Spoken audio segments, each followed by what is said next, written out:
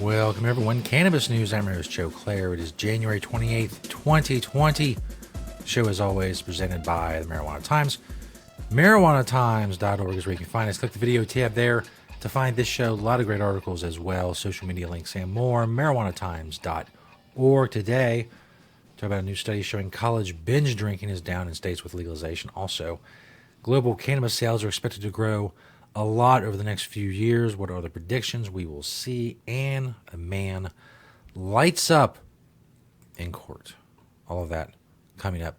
First, of course, Cannabis News is brought to you by Natureside, nature-side.com. And their organic, all-natural pesticides grow safe and poison-free with Natureside. Don't use yucky, icky, harmful, poisonous chemicals. Instead, use Natureside. Be regulatory compliant in the state that you are growing in. And don't use harmful chemicals on anything that you are growing, whether it's cannabis or something else.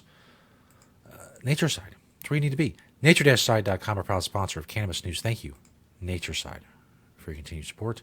This first story is by Jason Sander at MarijuanaTimes.org. Study shows college binge drinking down in states with legal cannabis. According to a recent study that was conducted by Oregon State University, students who attend schools in states with legal cannabis are currently 18% more likely to have consumed cannabis in the past month than students who attend non-legal states. Frequent consumption is also more likely in legal states, with frequent consumption being defined as at least once per day for 20 out of 30 days.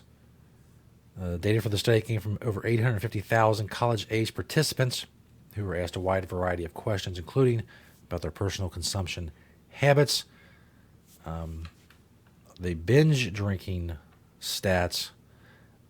Researchers found that binge drinking by college students 21 or older in legal states was significantly lower than students who attend college where cannabis is still illegal. Binge drinking was defined as drinking 5 or more alcoholic beverages in a single sitting. Now, seems like a rather low threshold for binge drinking, but whatever.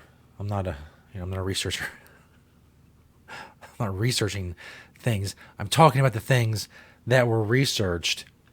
So, more cannabis use, where it's legal, because you can go buy it for adults, and less drinking. You got to think that the binge drinking for 21 and older is going down. If those under 21 can get access to their buddies' marijuana, mostly most of these are college students, then they will be able to mitigate their binge drinking as well, or at least channel their youthful angst in a different direction. This next story comes from BusinessWire.com. Global cannabis sales grew 48% to $15 billion in 2019.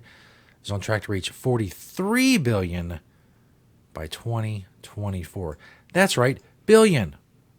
Global cannabis sales rose 48% to roughly $15 billion in 2019, driven by growth in sales in Canada and 7 U.S. states that saw sales more than double.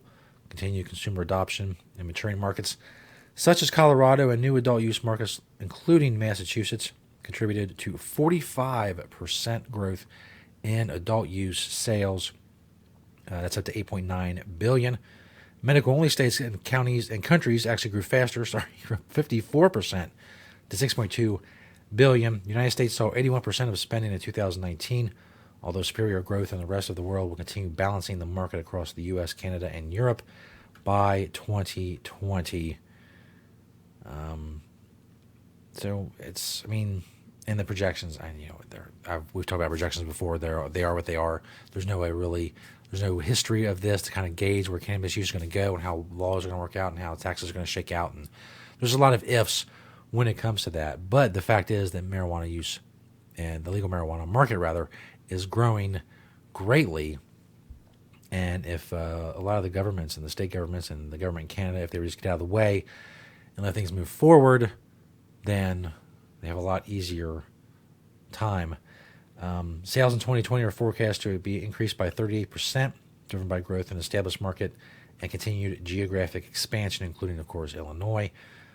Despite medical spending outgrowing adult use spending in 2019, adult use markets will be the primary drivers of global market growth through 2024, this is according to BDS Analytics.